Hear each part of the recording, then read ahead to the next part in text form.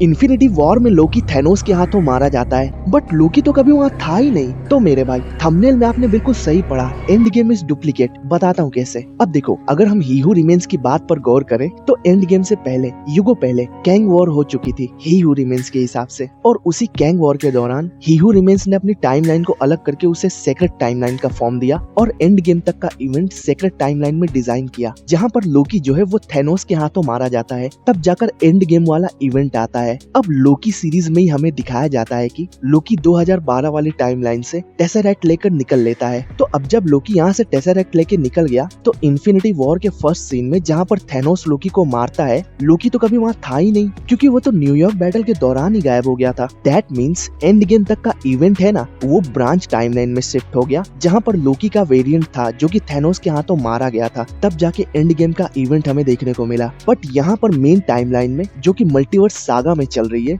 यहाँ पर लोकी कभी उस जगह में था ही नहीं। दैट मीन्स एंड गेम तक का इवेंट जो भी हमने एमसीयू में देखा ना, वो सब कुछ डुप्लीकेट है न्यूयॉर्क बैटल को छोड़कर, क्योंकि न्यूयॉर्क बैटल ही वो पॉइंट है जहाँ से ब्रांच टाइमलाइन बननी शुरू हुई थी। अब न्यूयॉर्क बैटल जो है ना, वो मल्टीवर्स सागा के मेन टाइमलाइन में एग्जिस्ट करती है, जहाँ से लोकी बिलोंग करता है, क्योंकि लोकी न्यूयॉर्क बैटल कंप्लीट करके ही एस्केप हुआ था। बट न्यूयॉर्क बैटल के बाद से जितने भी इवेंट हमें एमसीयू में देखने को मिले हैं ना, वो सब ब्रांच टाइमलाइन में शिफ्ट हो गए और सब डुप्लीकेट है। अब लोकी सीरीज के एंड में हमने देखा कि लोकी जो है वो पूरे मल्टीवर्स को मॉनिटर कर रहा है, जो कि एक तरह से मल्टीवर्स का किंग ही बन चुका है। तो अब जो भी इवेंट हमें एमसीयू में देखने को मिलेंगे वो सीधे कैंग वॉर से ही कनेक्टेड होंगे। अब रही बात थैनोस की, तो वो तो कभी पृथ्वी पर आया ही नहीं, क्योंकि उसकी भी डायनेस्टी को किसी कैंग वेरिएंट ने कॉन्कर कर लिया होगा, जो कि प्रोबेबली हमें कैंग डायनेस्टी में ही देखने को मिलेगा कि सभी कैंग वेरिएंट ने मल्टीवर्स में कितनी डायनेस्टीज को कॉन्कर कर लिया है, क्योंकि थैनोस से ज्यादा पावरफुल है कैंग। थैनोस को तो सांस लेने का भी वक्त नहीं मिलेगा, जो कि हमने लोकी सीरीज में देख ही लिया है कि ही हू रिमेन्स क्या कर सकता है। अब ही हू रिमेन्स की जगह लेने के बाद लोकी भी कुछ इसी तरह की पावर्स होल्ड करता है, बट ही हू रिमेन्स तो खाली अपने यूनिवर्स को चला रहा था,